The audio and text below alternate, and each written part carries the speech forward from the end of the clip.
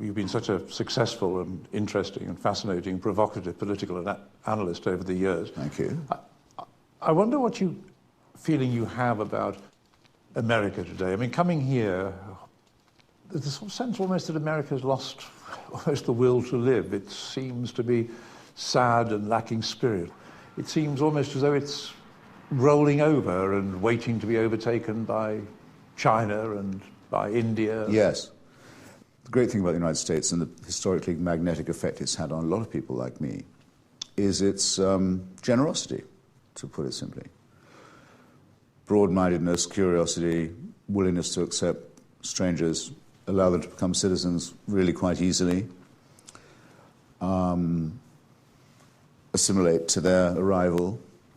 There's a tremendously cramped feeling now, a mean-spirited feeling, that was very much to be detected in the last election cycle. People talking in, what I would once have called, I suppose, sort of Dennis Thatcherite terms, curmudgeonly, but rather less amusing than him. Countries filling up with riffraff, country going to the dogs. President doesn't seem to be completely 60 nanas to the rupee, might even be a Kenyan. Petty, spiteful stuff of that kind, often from quite senior people. Hardly even deserves the name of cynicism or pessimism. It's just sour and nasty and boring. That's been a depressing reflection, yes. And I know it comes from the feeling, they're probably both related, that the country itself has very rapidly and suddenly and unexpectedly ceased to be the hyperpower.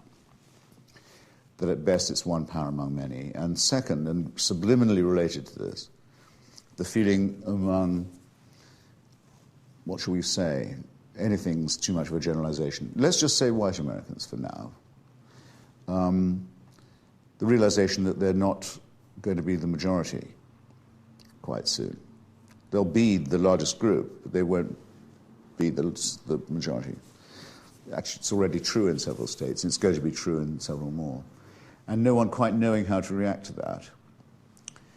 And all of these things are going to need very careful handling and require a lot of thought and reflection. And all I know for now is that there are several tones of voice in which not to talk about it, how not to address it. And one is by saying, the president is a secret Muslim, for example.